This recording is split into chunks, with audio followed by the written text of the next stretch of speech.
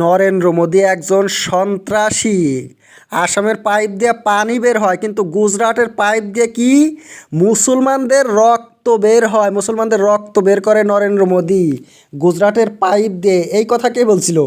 হিমন্ত বিশ্ব শর্মা, যে বর্তমান আসামের মুখ্যমন্ত্রী। তেজপুরে মোদির বিরুদ্ধে, বিজেপির বিরুদ্ধে বলতে গিয়ে বলছিল যে মোদি হয়েছে একজন সন্ত্রাসী। আপনারা আল্লাহর কাছে দোয়া করুন যাতে ভূপেন বরা জিতে, এমন কথা বলছিল।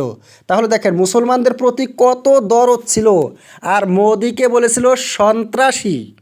বিজেপির ভাইস প্রেসিডেন্ট এস আহলুওয়ালিয়া, উনি বলছিল যে হিমন্ত ভয় খাইছে, হিমন্তর বিরুদ্ধে সিএজির রিপোর্ট রয়েছে, হিমন্ত দুর্নীতিগ্রস্ত, হিমন্ত জেলে যাবে যখন মোদি প্রধানমন্ত্রী হবে, তাই ভয় করে এমন কথা বলছে হিমন্ত বিশ্ব শর্মা নরেন্দ্র মোদির বিরুদ্ধে। মোদির বিরুদ্ধে আরও কি বলছিল মুখ্যমন্ত্রী হিমন্ত বিশ্ব শর্মা? রিক্সাওয়ালারা, ঠেলাওয়ালারা মোদির গায়ে স্যান্ডেল দিয়া পিটাবে, চর মারবে মোদিকে, এমন কথা বলছিল কে? হিমন্ত।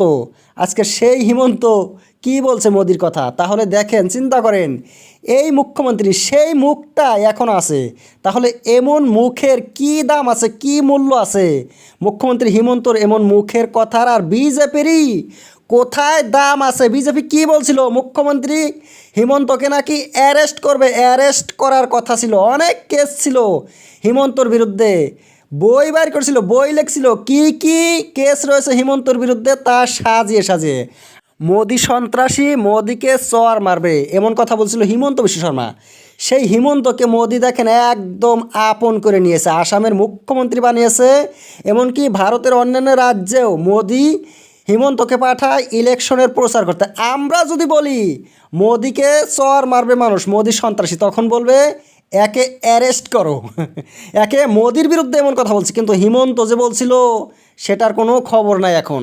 এখন হিমন্ত বলে রাহুল গান্ধী হয়েছে সন্ত্রাসী, মোদি সন্ত্রাসী নয়। কোন মুখ দিয়ে যে বলে, এক মুখ দিয়ে যে উল্টো উল্টো কথা বলে। তাহলে দেখেন, একটু চিন্তা করেন, যাদের একটুখানি বিবেক আছে, যারা বিজেপির মোদির হিমন্তর কথাকে, বাণীকে একদম পবিত্র মনে করেন, কি মূল্য আছে? কোন মুখ দিয়ে বলেছিল মোদি সন্ত্রাসী? মোদিকে মানুষ পিটাবে চপ্পল দিয়ে।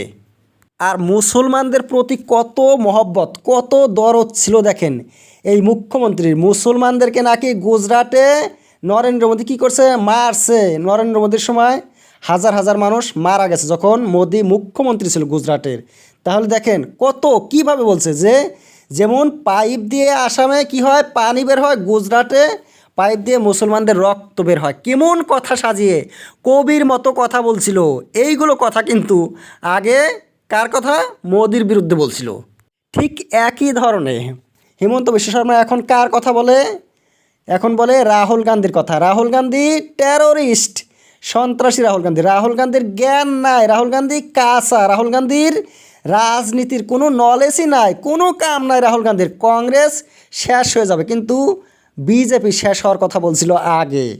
এইখান থেকে একটা কথা মানুষের চিন্তা করা উচিত, হিমন্ত যা বলছে মুসলমানদের বিরুদ্ধেই বলুক, কংগ্রেসের বিরুদ্ধেই বলুক, একদম কোনো মূল্য নাই, একদম পায়খানার গুড় যতখানি মূল্য, হিমন্তর বাণীর ততখানি মূল্য। আর যে বিজেপি বলছিল হিমন্তকে অ্যারেস্ট করা হবে, হিমন্তর বিরুদ্ধে কেস রয়েছে, সেই বিজেপি এখন হিমন্তর বিরুদ্ধে কিন্তু একটা কথা বলে না। এখন বলে না কেস রয়েছে হিমন্তর বিরুদ্ধে, ভুইলা গেছে বিজেপি, সবগুলো হয়েছে